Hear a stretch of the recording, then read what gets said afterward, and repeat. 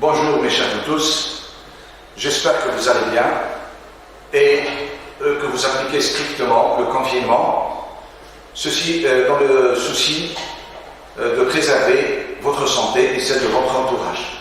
Voilà, les conditions particulières actuelles ne nous permettent pas d'être ensemble, mais on a monté un projet, on a pensé à vous et on a monté un projet pour que vous ayez le maximum d'informations concernant le troisième trimestre avec son troisième projet en langue française.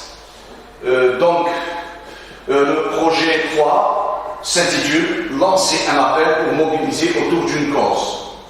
La compétence qui est visée, c'est argumenter pour mobiliser et faire réagir.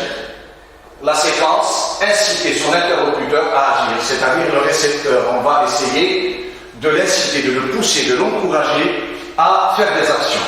Nos objectifs sont les suivants.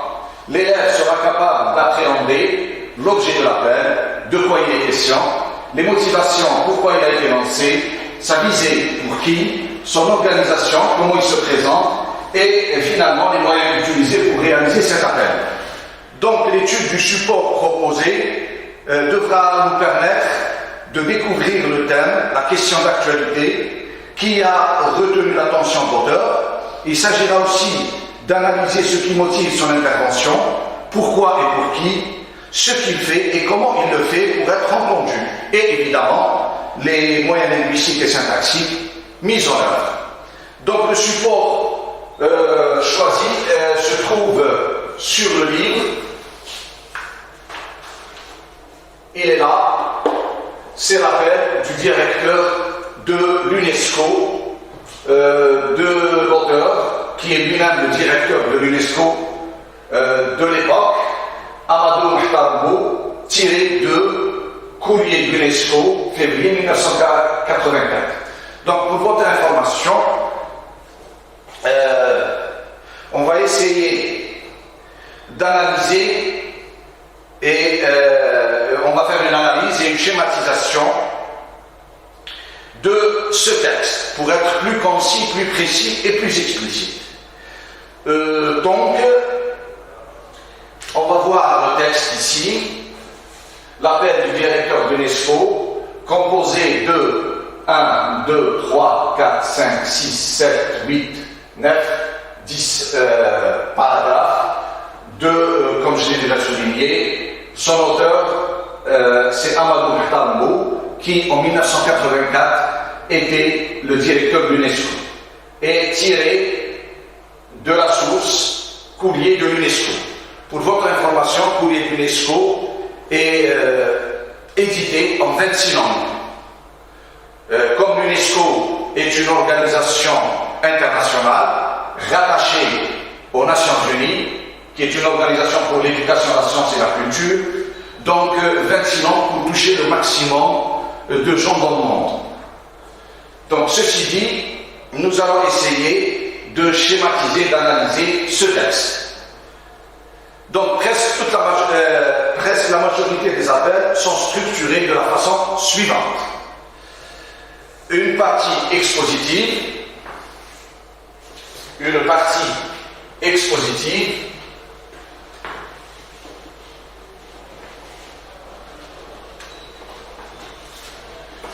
donc, comme je l'ai dit, une partie expositive,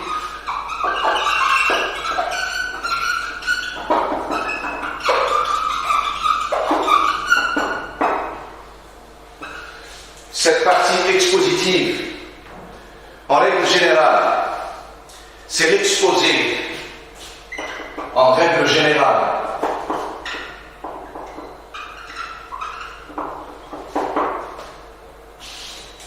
c'est l'exposé d'une situation négative.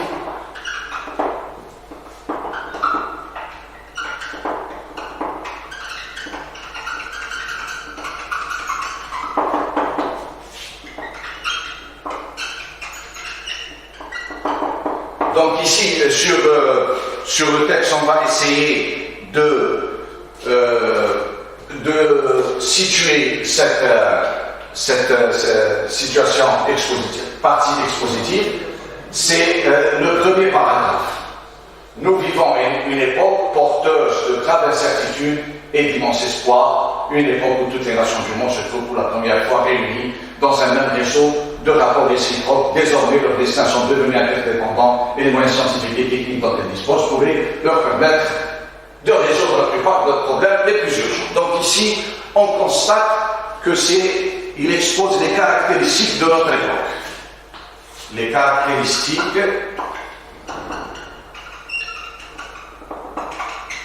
de l'époque.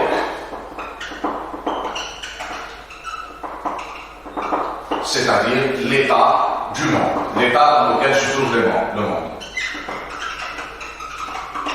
Et vous constatez bien que dès l'entame du texte, nous vivons une époque porteuse de graves incertitudes.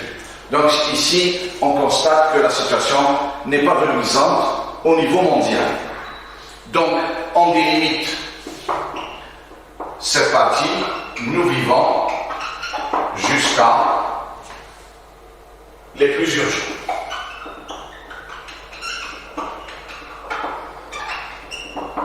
Voilà. Donc, deuxième partie, une partie argumentative.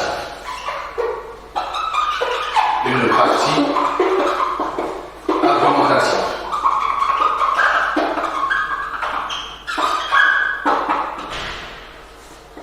Une partie argumentative. Et dans cette partie, c'est quoi? On exprime une nécessité du changement. Voilà, une nécessité du changement.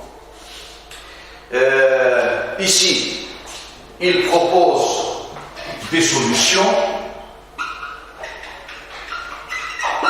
Ces solutions sont, mais il faudrait pour cela qu'elles unissent leur volonté et conjuguent leurs efforts. Donc, unir les volontés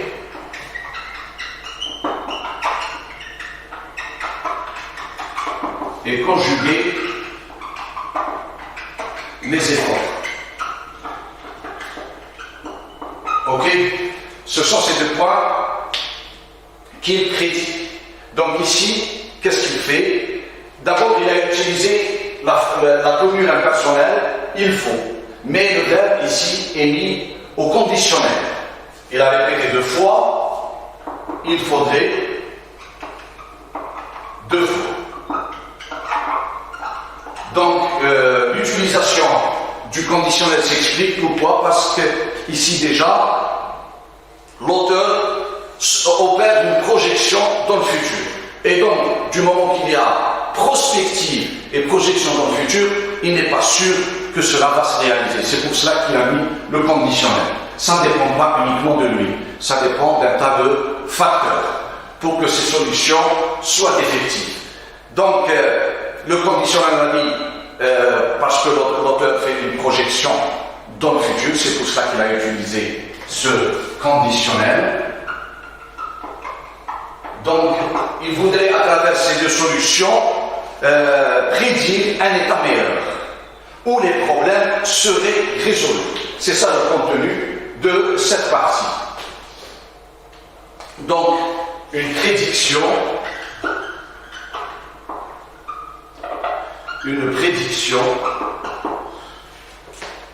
d'un état meilleur, ou bien d'une situation meilleure,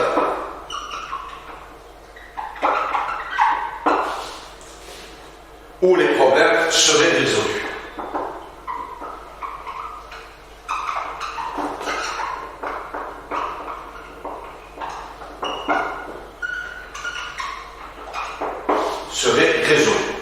Donc après cela, après la proposition de ces deux solutions, l'auteur précise le cadre dans lequel va s'accomplir le thème.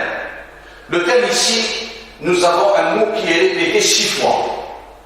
C'est le mot solidarité. Donc ce mot, c'est le thème du texte. C'est la solidarité. Répété 6 fois. Ce cadre dans lequel va s'accomplir le thème, c'est l'UNESCO qui constitue un cadre de lutte pour la solidarité. Donc, l'auteur précise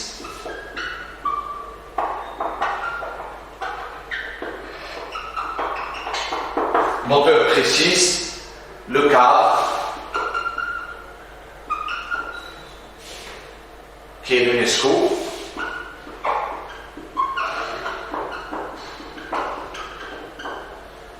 donc dans lequel va s'accomplir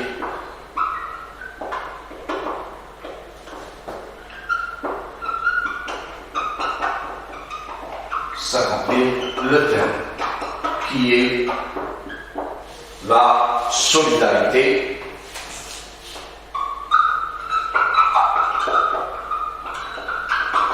qui est répétée 6 fois dans le texte.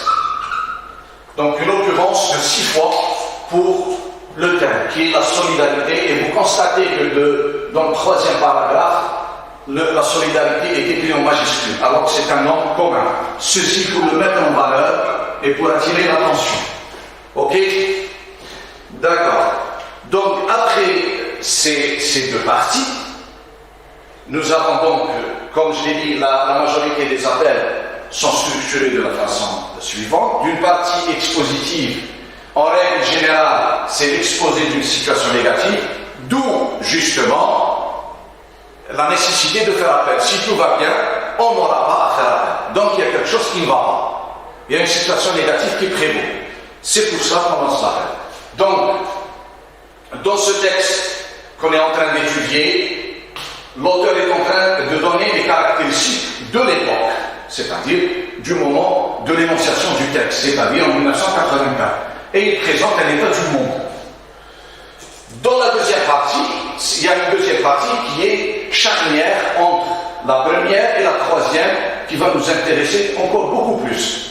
Une partie argumentative. Dans cette partie argumentative, on doit mettre en valeur la nécessité de changement, comme quoi cette situation négative ne doit pas durer. Elle doit justement être éliminée pour le bien de la cause dont on plaide, pour la cause plaidée. Donc ici, dans ce texte qu'on est en train d'étudier, l'auteur a proposer 2 solutions.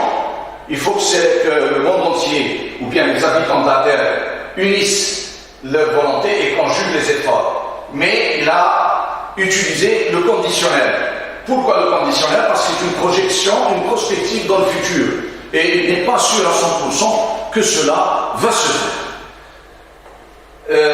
Donc, en utilisant la tournure impersonnelle avec le verbe falloir, ici, on constate qu'il met l'accent sur la nécessité de l'action. Donc l'auteur prédit une situation meilleure où les problèmes seraient résolus, encore le conditionnel. Après cela, l'auteur précise le cadre qui est l'UNESCO, justement, dans lequel va s'accomplir le thème. Quel est ce thème? C'est la solidarité répétée 6 fois. Donc on va essayer de délimiter cette deuxième partie. Elle commence mais par l'articulateur mais et se termine les personnes. Voilà. Donc, on va entamer maintenant la troisième partie qui est justement l'objet de ce projet.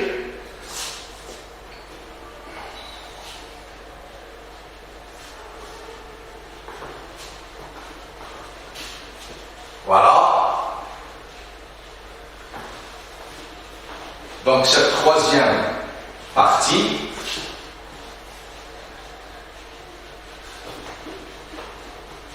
donc c'est 3 l'appel proprement dit. Voilà. C'est l'appel proprement dit. Qu'est-ce qu'il va y avoir dans cette partie? Donc, il va nous donner la manière de parvenir au terme.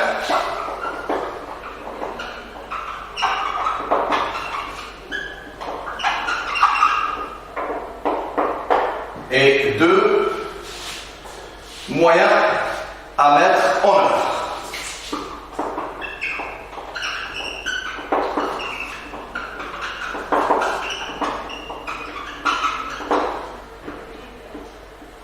D'accord?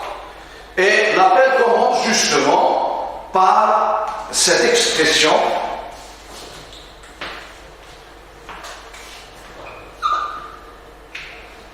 j'appelle.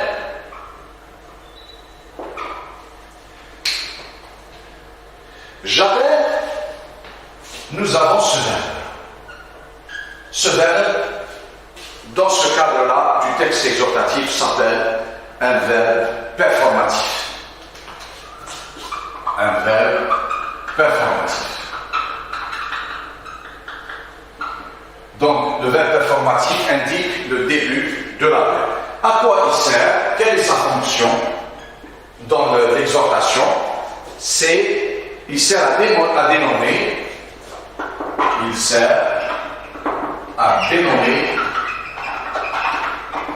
l'acte énoncé. Donc ici, j'appelle, donc l'acte énoncé, c'est un appel. C'est clair? Donc ici, celui d'appeler.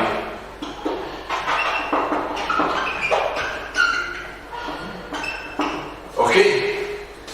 Donc, je peux remplacer ce verbe performatif par d'autres verbes comme je demande, j'exhorte, j'invite, je crie, ainsi de suite. Donc, ce sont les verbes qu'on peut utiliser en remplacement du verbe appeler. Donc, on a dit qu'il sert à dénommer l'acte énoncé. Si je mets j'appelle, donc c'est un appel. Si je mets je demande, donc c'est une demande. J'exhorte, c'est une exhortation. J'invite, c'est une invitation. Et je prie, c'est une prière. C'est ça, les verbes performatifs. Mais là, vous constatez que l'auteur a utilisé je. L'auteur a utilisé le pronom personnel je pourquoi pour mettre en avant son autorité. N'oubliez pas, appel du directeur de l'UNESCO. C'est une institution internationale, donc c'est une personnalité internationale. Elle a une aura mondiale. C'est clair? Donc l'auteur a utilisé le pronom personnel justement pour mettre en avant son autorité morale et pousser en son nom le récepteur à agir. C'est clair? Donc ici, dans j'appelle, je pourrais remplacer le je par toute cette expression qui a quand même une charge sémantique assez considérable. Moi, directeur de l'UNESCO, appelle chacun d'entre vous à participer à une campagne.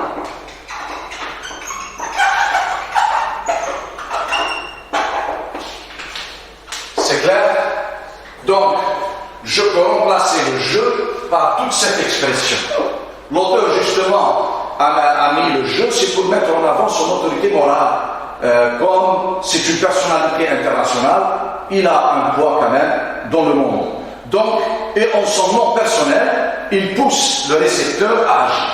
Donc, regardez, l'utilisation de je, elle est très importante dans l'exhortation.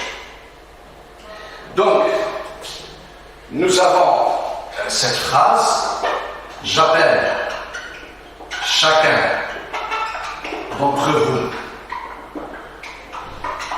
à participer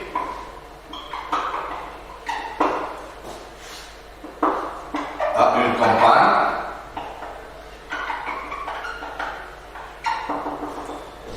de solidarité. Donc ici, nous entrons dans le vif du sujet. On va essayer de remplacer tout ça toute cette expression par une expression qui insiste justement sur l'action. Et on peut le faire avec la tournure impersonnelle et le verbe falloir. Et dire il faut, et vous constaterez que dans le texte il est répété 2 fois, 2 occurrences. Il faut que chacun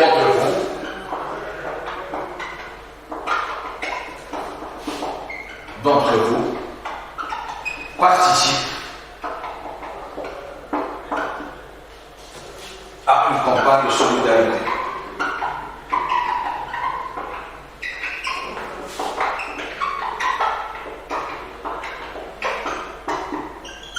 C'est clair?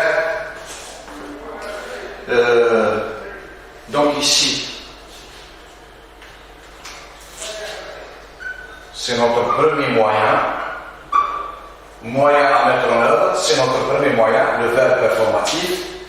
On pourrait aussi remplacer cette expression, on l'a fait avec le verbe falloir et la tournure impersonnelle, on peut aussi le faire et avec le verbe devoir. Vous devez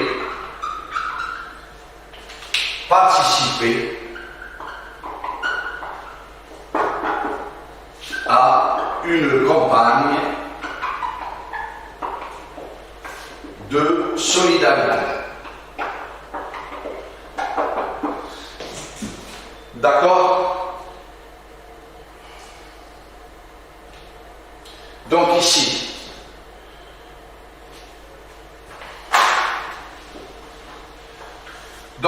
en utilisant le verbe falloir, avec cette transformation,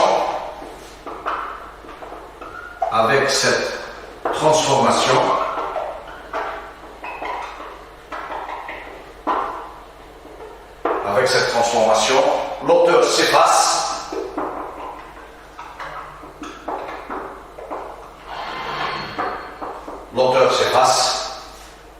Et insiste sur la nécessité de changement. La nécessité de l'action. Ok? Et comme je l'ai déjà dit, on peut aussi faire une autre phrase avec le pronom personnel vous et le verbe devoir et dire vous devez participer à une campagne de solidarité. Ok? Et avec justement ce deuxième verbe, l'auteur ici, qu'est-ce qu'il fait? Il présente l'action, cette action, comme étant un devoir moral, une obligation morale que le récepteur doit accomplir. Donc, il présente cette action comme un devoir, une obligation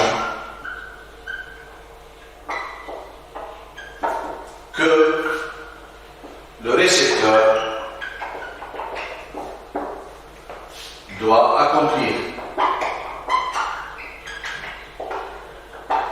Ok? Donc ici, nous insiste sur la nécessité d'action. Ici, nous avons devoir, obligation que le récepteur doit accomplir. Donc déjà, nous avons entamé la troisième partie, qui est une partie très importante, qui est l'appel lui-même. Nous avons vu que le premier moyen utilisé, c'est le verbe performatif. Et on a dit que l'auteur utilise le pronom personnel « je », ici, qui est bien encadré. Pourquoi on utilise j'utilise le jeu, c'est pour mettre en avant notre autorité, quelle qu'elle soit. D'accord? Et nous avons vu que, par exemple, pour ce texte, dont le titre appelle du directeur de l'UNESCO, moi, directeur de l'UNESCO. Donc quand même, c'est une personnalité internationale. Et il a plus de chances d'être écouté. Et on a dit au départ que le courrier de l'UNESCO est un courrier qui est édité en 26 langues. Donc, il est représenté dans tous ces pays et il a plus de chances d'être écouté.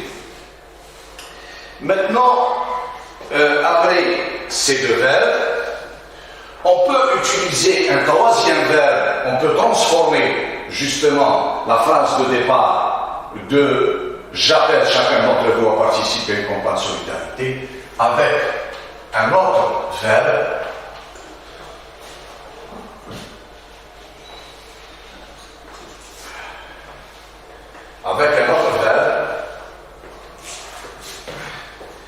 qui est le verbe pouvoir. Vous pouvez. Donc, et dans le texte, il est répété 5 fois. 5 occurrences. Le verbe devoir est répété une seule fois. Une seule fois. Une fois. Donc, vous pouvez participer à une campagne de solidarité.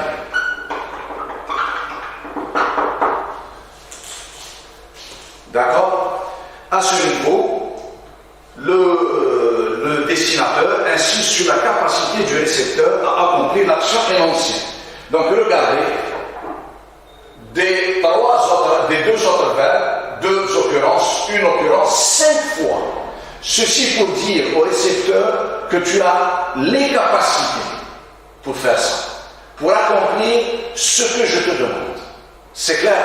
Donc là, c'est pas par hasard que l'auteur, à chaque fois, utilise le verbe pouvoir. C'est comme il est en train de marteler le récepteur. Tu peux, tu peux, tu peux, tu peux, tu peux. C'est clair? Vous pouvez, vous pouvez, vous pouvez, vous pouvez, vous pouvez. Donc ceci pour lui dire que ce que je vous demande n'est pas la lune, mais une simple action, mais qui aura un écho immense. Donc, à ce niveau, le destinateur, ici, le destinateur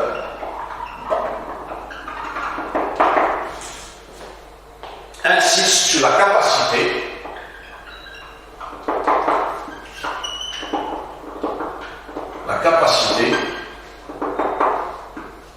insiste sur la capacité du récepteur à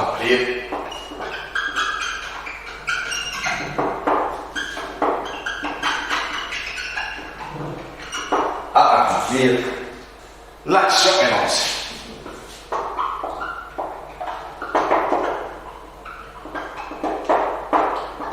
L'action énoncée. Donc, ces 3 verbes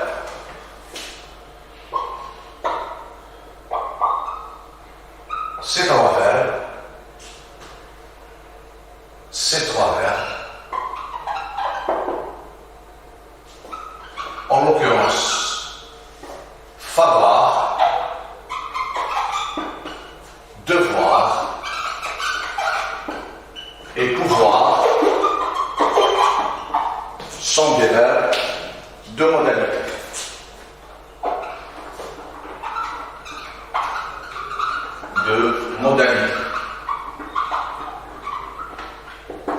D'accord? Sont des verbes de modalité. Ils servent à interpeller,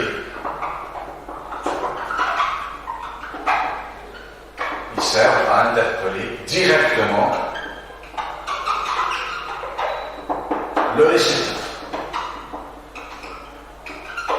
N'oubliez pas que tout l'appel est basé sur le récepteur. Ne l'oubliez pas. C'est clair? Donc, je récapitule. premier moyen utilisé, le verbe performatif. On a vu une suite de verbes performatifs. Et avec le verbe performatif, l'auteur ici a utilisé le je. Pourquoi il l'a utilisé? Comme c'est une autorité internationale, une autorité morale, il a voulu peser de tout son poids de directeur de l'UNESCO, qui est une institution internationale rattachée à l'ONU. Donc, il a utilisé le je. Deuxième point, ou bien deuxième moyen utilisé, c'est les verbes de modalité. Verbes de modalité. Donc, deuxième point.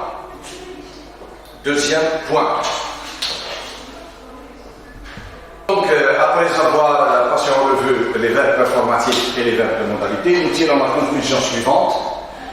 Donc, vous constatez bien que ces trois transformations avec les verbes falloir, devoir et pouvoir ne sont pas équivalentes avec la phrase construite avec un verbe performatif comme j'appelle.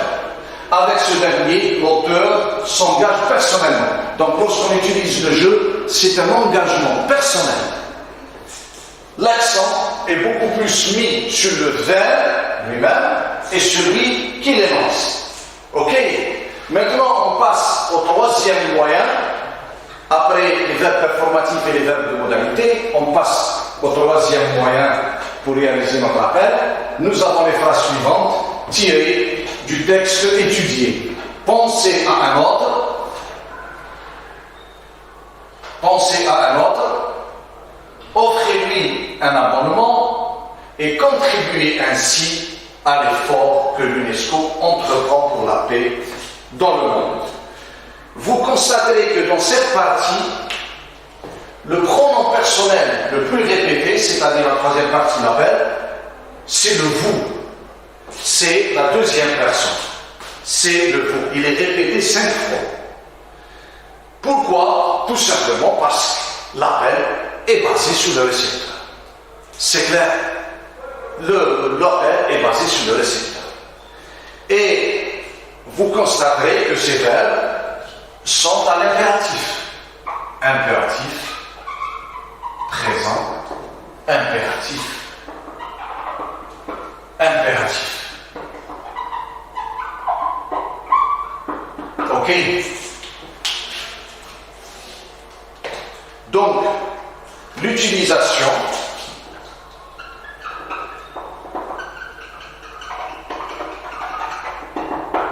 de l'impératif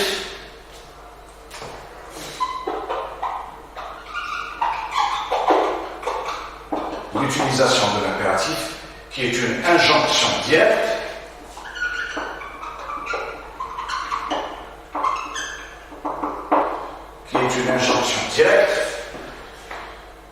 et la deuxième personne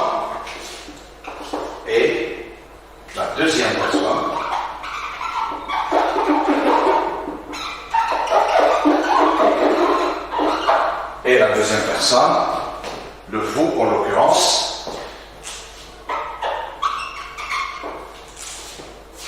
le vous concentre le discours ou bien centre le discours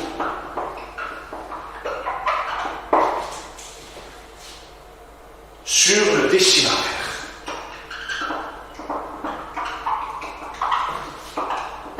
Sur le destinataire. Dans quel but? Dans le but de le faire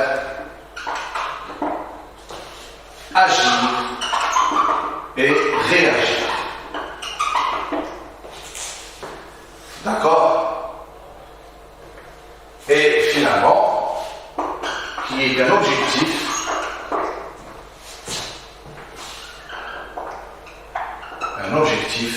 pragmatique.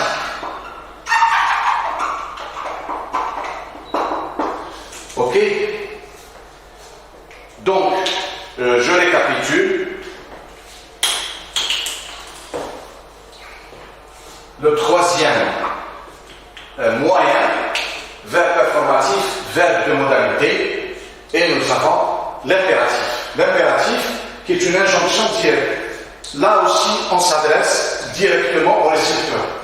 Et l'utilisation de la deuxième personne qui est utilisée combien de fois? Qui est utilisée, répétée 5 fois dans ce texte. 5 fois. Donc vous constatez que aussi ici le récepteur est martelé. C'est lui le but de tout ça. C'est centre le discours sur le destinataire, le récepteur, dans le but de le faire agir et réagir. Et finalement, ça, c'est un procédé, c'est un objectif pragmatique. Ok, c'est un objectif pragmatique. Donc, au final, les appels partent d'une situation donnée, vécue. On va essayer de récapituler.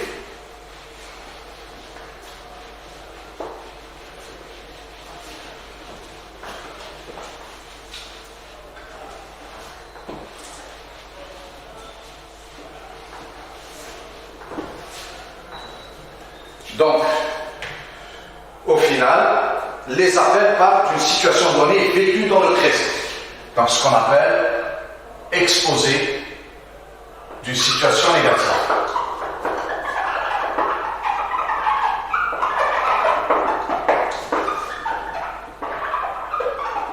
Donc ça, c'est quoi? C'est une situation donnée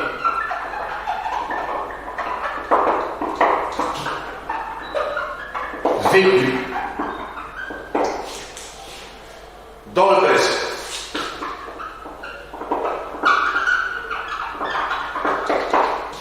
Dans le présent, et comme on a dit, généralement négative ou bien problématique.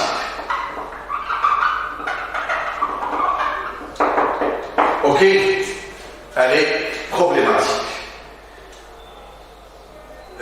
Cette évaluation, donc son évaluation est faite par l'auteur, cette évaluation est suivie ou accompagnée d'un acte prédictif. Donc, elle est suivie d'un acte, cette évaluation, un acte prédictif. Ce qu'on a appelé l'exposé argumentatif, c'est-à-dire la partie argumentative.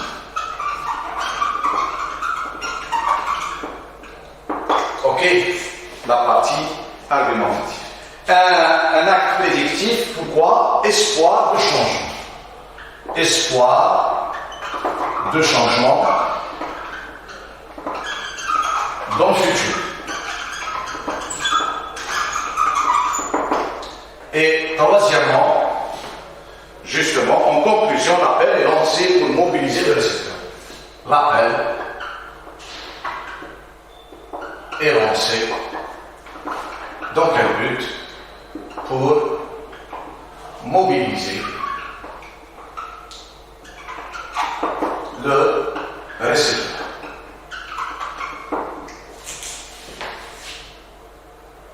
L'interpeller,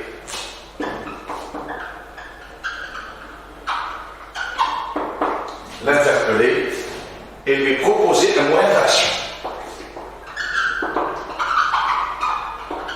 Un moyen d'action.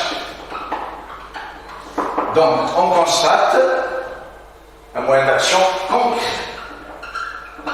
On constate, justement, ici, nous avons, dans le premier paragraphe, un exposé d'une situation donnée. C'est une situation vécue au moment de l'énonciation, c'est-à-dire le présent de 1984. Donc, c'est une situation négative. Hein? Elle est problématique aussi. Pourquoi? Parce qu'il y a un problème entre les nations. Premier point. Deuxième point. Un acte prédictif, mais il faudrait pour cela qu'ils unissent leur volonté et conjuguent leurs efforts dans la perspective d'un avenir commun. Il faudrait, en d'autres termes, que l'humanité puisse passer de l'interdépendance à la solidarité. Donc, l'interdépendance, ça ne veut pas dire la solidarité. L'interdépendance, j'ai besoin de toi, tu as besoin de moi, et ça s'arrête là. Ça ne veut pas dire qu'on est solidaire. Donc, la solidarité est quelque chose de beaucoup plus grand que l'interdépendance. L'interdépendance, c'est une question d'intérêt, pas plus. Donc ici, un acte prédictif, c'est la deuxième partie qu'on appelle la partie argumentative. C'est un acte prédictif ici, c'est un espoir de changement dans le futur. C'est clair, nous l'avons ici. Et troisième point, c'est l'appel, on lance l'appel. Donc, après avoir exposé cette situation négative ou problématique, on passe d'abord à un acte prédictif, on prédit et on souhaite que justement cette situation change pour le meilleur des êtres humains, comme ici par exemple. Donc, c'est un espoir de changement dans le futur, évidemment. Après avoir exposé ces deux points, on lance l'appel. Parce qu'on ne peut pas directement lancer un appel. Comme ça, de but en blanc, on fait un appel. Il faut qu'on fasse justement cette situation négative qu'on expose pour sensibiliser les gens, pour essayer de les toucher afin de les mobiliser. Et en même temps, on va dire que cette situation ne doit pas perdurer et qu'on essaie de se projeter dans le futur, comme ça, pour réaliser ce qu'on va demander justement dans la troisième partie, qui est l'appel.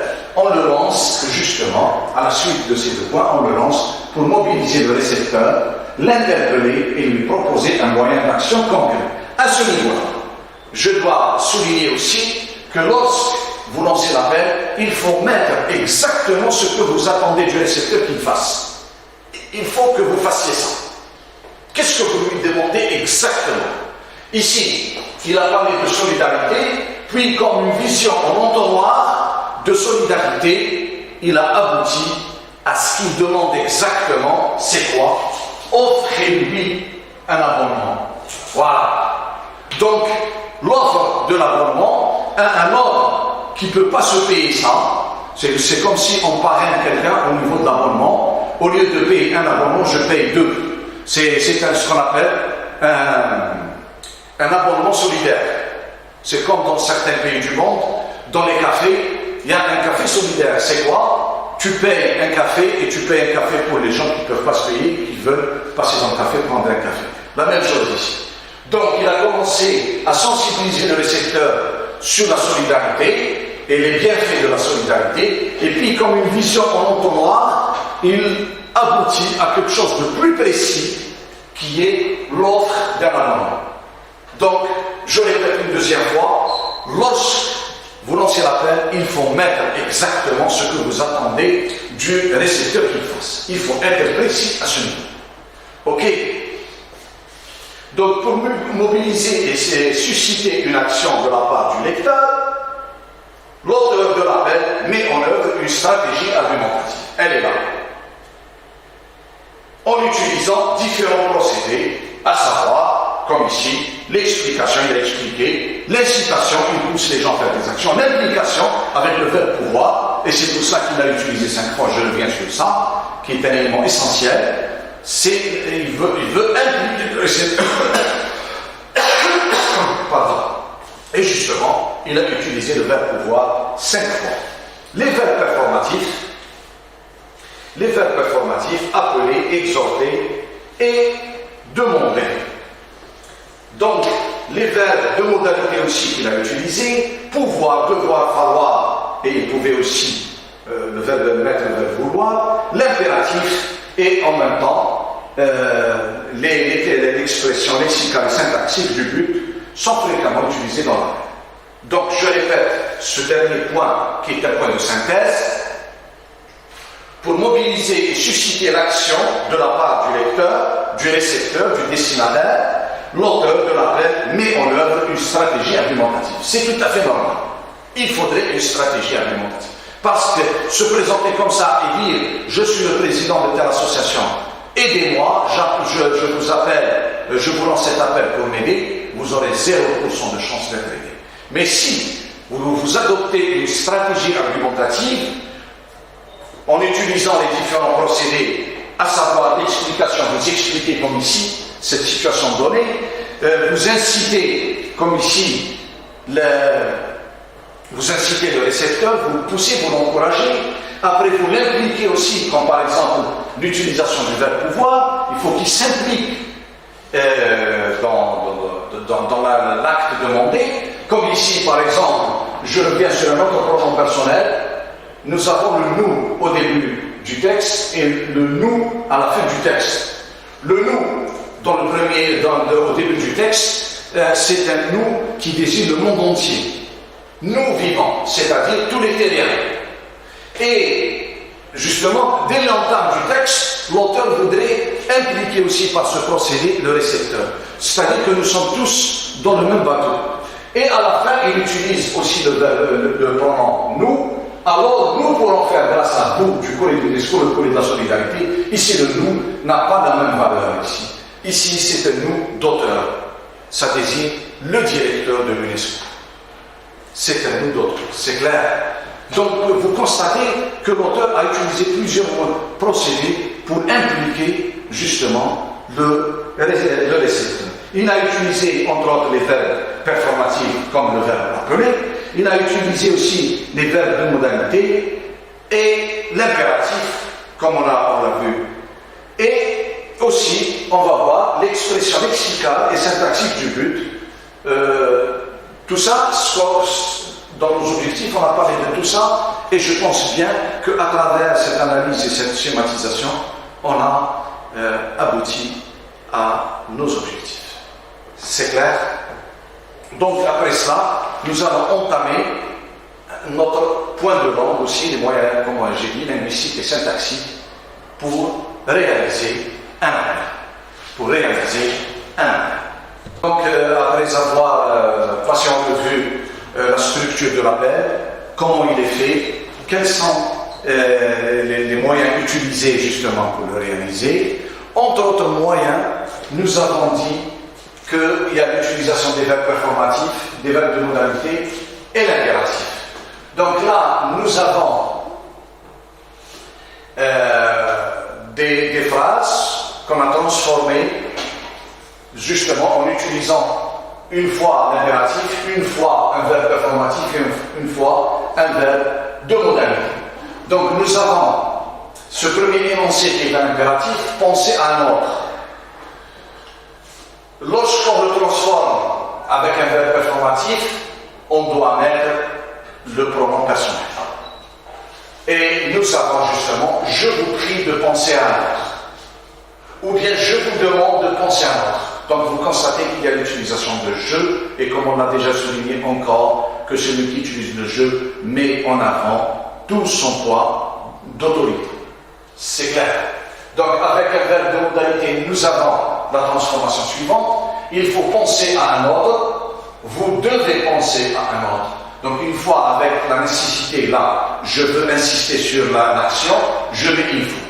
J'insiste sur le devoir ou bien l'obligation morale, c'est le verbe devoir. Vous devez penser à un autre. Ok? Nous avons deuxième phrase, offrez-lui un abonnement. Donc cet énoncé est un impératif. Avec un verbe performatif, je vous demande de lui offrir un abonnement. On a utilisé le verbe demander. Et avec le verbe de modalité, vous devriez lui offrir un abonnement. Troisième phrase, n'écoutez pas les prophètes de malheur. Donc ici, nous avons une négation. Je vous conseille de ne pas écouter les prophètes de malheur. Donc ici, on a choisi le verbe conseiller. Parce que dans la phrase n'écoutez pas les prophètes de malheur, c'est comme si c'était un conseil. Je vous conseille de ne pas écouter les prophètes de malheur. Avec un verbe de modalité, aussi j'ai utilisé le verbe falloir, c'est pour la nécessité de l'action, il ne faut pas écouter les prophètes de malheur, et vous ne devriez pas écouter les prophètes de malheur. Ça aussi, comme étant une obligation morale. Quatrième phrase, engagez toutes vos forces. Donc, avec un verbe performatif, je vous exhorte à engager toutes vos forces, je vous incite à engager toutes vos forces, je vous recommande d'engager toutes vos forces. Donc, à chaque fois, vous constatez que j'ai validé le verbe performatif. Une fois, c'est une exhortation, une fois, c'est une incitation, et une fois, c'est une recommandation. Avec la transformation modale, il faudrait engager toutes vos forces. Ici, vous constatez qu'on a utilisé le conditionnel. Pourquoi? Parce qu'ici, l'auteur de la phrase n'est pas sûr à 100% qu'ils vont engager. Donc, c'est aussi une prospection, une projection dans le futur. Et dans le futur, personne ne peut être sûr que l'action soit accomplie ou non. Donc, il faudrait engager toutes vos forces. Vous devriez engager toutes vos forces. Ok? Donc là, vous constatez qu'il y a cette transformation de ces trois éléments qui sont essentiels dans l'appel. On doit utiliser justement un verbe performatif, on doit utiliser des verbes de modalité et aussi on doit utiliser verbe à l'impératif. Pourquoi? Parce qu'ici nous avons une fonction pragmatique de ces moyens. D'accord?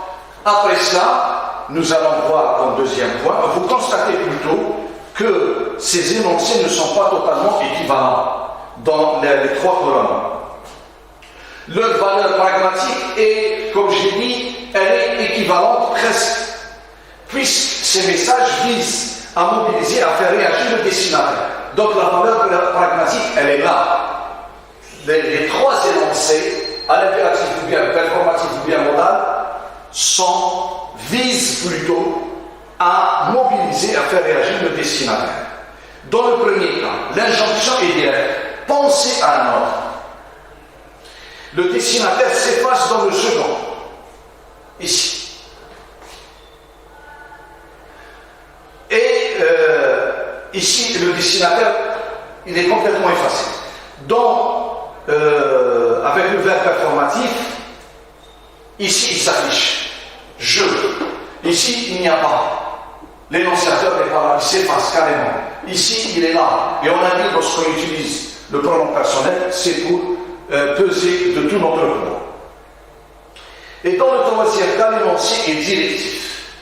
C'est clair avec la formule modale.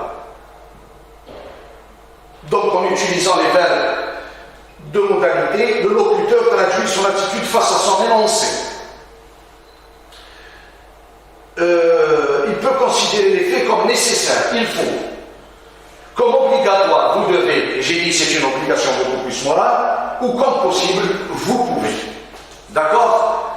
Donc on passe de ces éléments vers le deuxième point, qui est l'expression du but. L'expression du but. L'expression du but, pourquoi? Tout simplement parce que l'appel est fait dans un but. Il a un but à atteindre. Donc, ici, on va voir quelques formules. Nous allons donner un exemple. C'est une question. Question 1. Il faut être tolérant. Il faut être tolérant. C'est une. Dans quel but?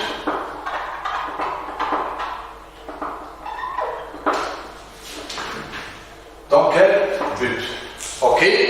Nous allons répondre 3 fois différemment. Il faut être tolérant.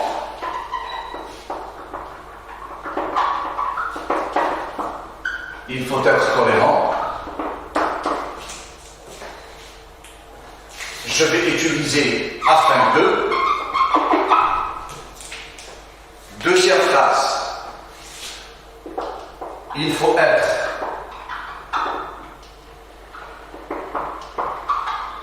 tolérant pour et il faut être tolérant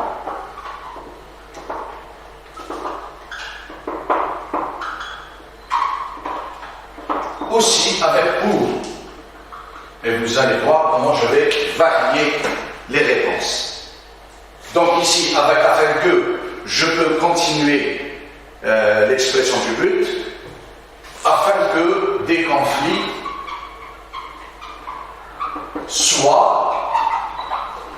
éviter. C'est un simple exemple. Vous pouvez mettre l'expression du but que vous voulez, quel est le but que vous voulez à travers cette phrase. Ça, ce n'est qu'un simple exemple. Nous avons ici l'utilisation d'afin que, et ici, le verbe être est au subjonctif. Donc, une des règles, lorsque j'utilise afin que, il faut que je mette le verbe au subjonctif. Nous avons pour, ici, je reprends la même, et je dirais pour éviter les conflits. Vous constatez qu'après le pour ici, j'ai mis le verbe à l'infinitif. Évidemment, à 2%, le verbe se met à l'infinitif. Je peux avoir aussi une autre forme avec pour, et je dirais pour une vie meilleure.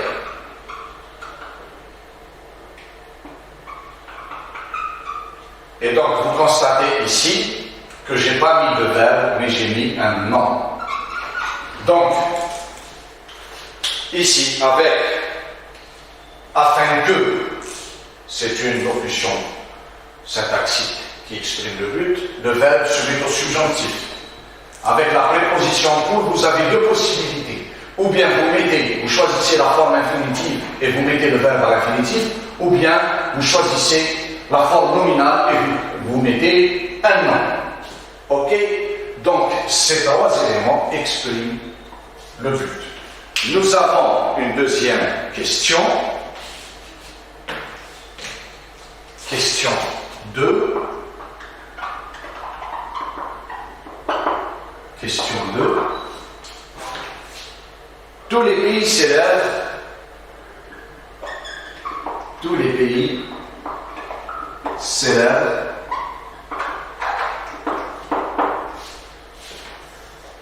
la journée mondiale de l'enfance. Mondiale de l'enfance.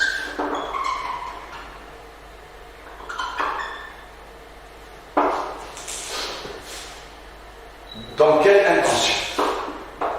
Voici la question. Dans quelle intention? Donc, je vais aussi répondre à cela à travers trois réponses. Donc, tous les pays du monde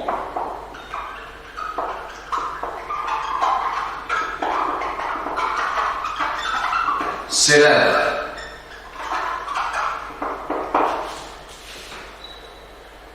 la journée mondiale de l'enfance.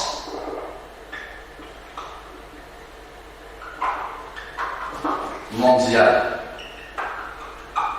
de l'enfance. La journée mondiale de l'enfance. Pour que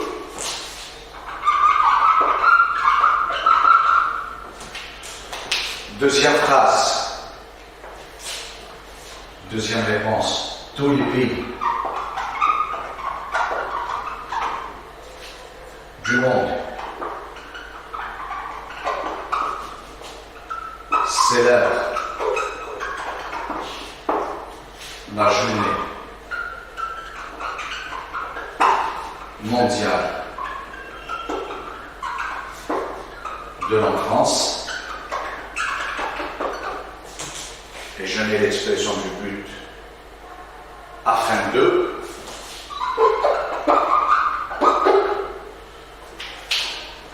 Et je termine la troisième réponse. Tous les pays du monde célèbrent la journée mondiale de l'enfance. Et je mets pour. Donc là, je vais terminer mes réponses avec justement le but. Donc, pour que les droits de l'enfant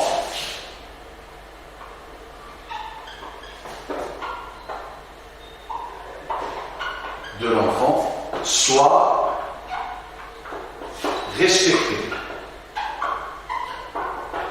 J'ai la deuxième, afin de faire respecter les droits de l'enfant.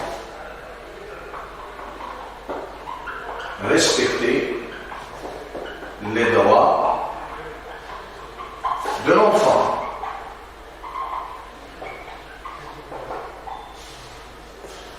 Et troisième, pour le respect des droits de l'enfant.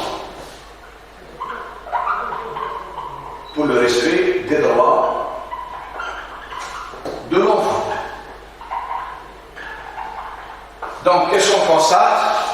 Que j'ai introduit d'autres locutions de but. Pour que, qui a la même fonction que afin que, surtout en matière d'emploi, le verbe est au subjonctif. Nous avons afin de aussi qui fonctionne comme pour, et vous constatez qu'il y a un infinitif. Et pour, qu'on a déjà vu, plus un nom. C'est clair? Voilà. Donc, on va entamer la troisième.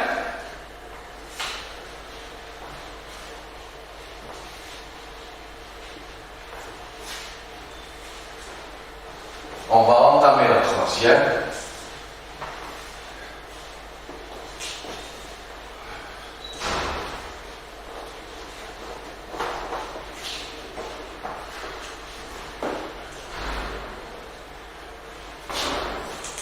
Donc, question 3.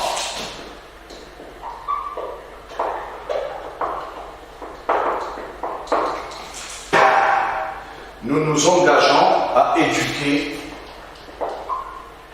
Nous nous engageons à éduquer. Nous nous engageons à éduquer nos enfants à la non-violence. Nos enfants à la non-violence.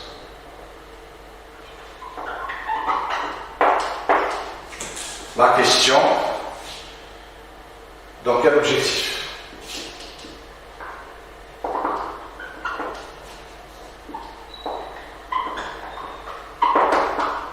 Donc, on va essayer de répondre à ça. Nous nous engageons à éduquer nos enfants à la non-violence.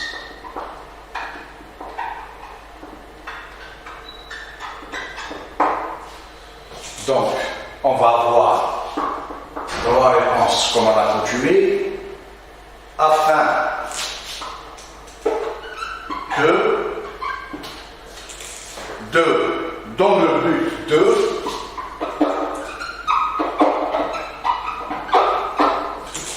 et 3, toujours avec la préposition pour. Donc, qu'est-ce qu'on va choisir comme but, comme objectif, comme intention, comme finalité, comme visée, afin qu'ils vivent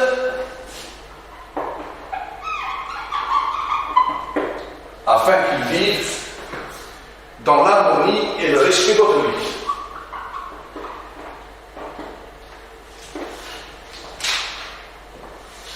Dans l'harmonie et le respect d'autrui.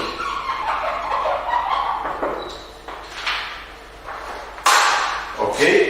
Deuxième, dans le but de vivre dans l'harmonie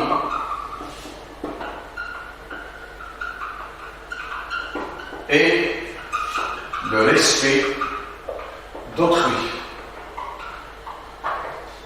Et troisième, pour une vie dans l'harmonie